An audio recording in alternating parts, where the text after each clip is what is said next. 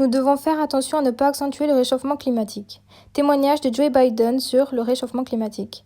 J'ai un programme et des idées en faveur de l'écologie que d'autres présidents n'auront pas et ne soulèveront pas pensant que la question est moindre.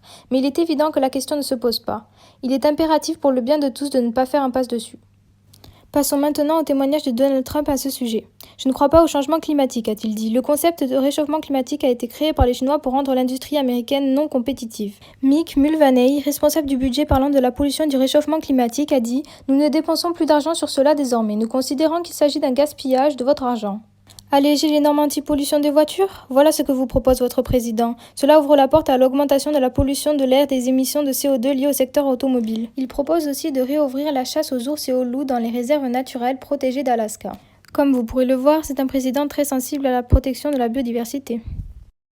Joe Biden propose, lui, d'investir 1,7 million de dollars pour éliminer les émissions nettes de gaz à effet de serre en 2050. Il ambitionne dans les 10 prochaines années la création de 500 000 bornes de recharge de véhicules électriques.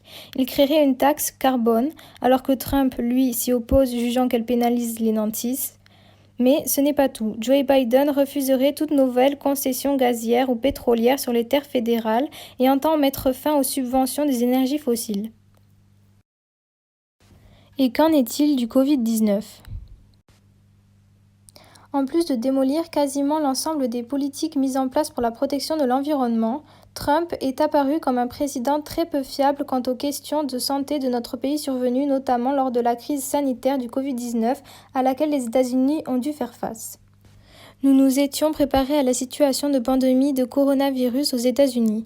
Ce à quoi nous n'étions pas préparés, c'est à l'impréparation du gouvernement fédéral, c'est au déni de la Maison-Blanche, c'est à l'échec de la politique des tests, c'est à l'effondrement de la chaîne d'approvisionnement de matériel médical, c'est à tout ce chaos que nous n'étions pas préparés. Affirme sur France 4 le docteur Julien Gavanac, neurologue français qui exerce à l'hôpital public de Brooklyn à New York.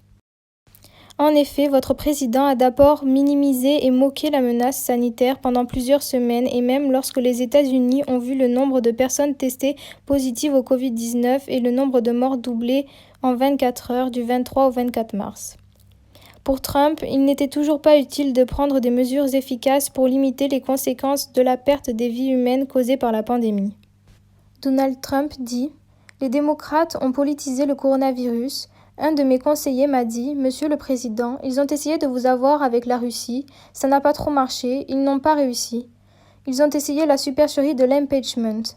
Ils ont tout essayé, ça c'est leur nouveau canular. » Le lendemain de cette annonce faite par le président, le 29 février, un premier cas de coronavirus fut diagnostiqué dans le pays, mais il n'était toujours pas le moment de s'inquiéter pour le président.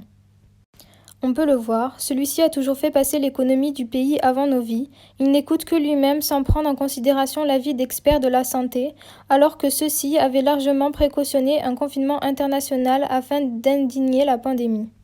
Alors est-ce cela que vous voulez ? Un président très peu regardant sur des véritables questions environnementales actuelles, ou pire encore, prêt à faire passer en premier l'économie de notre pays devant la vie de milliers d'Américains ? Il est temps d'élire un nouveau président bien plus responsable et compétent. Le Parti démocratique vous remercie.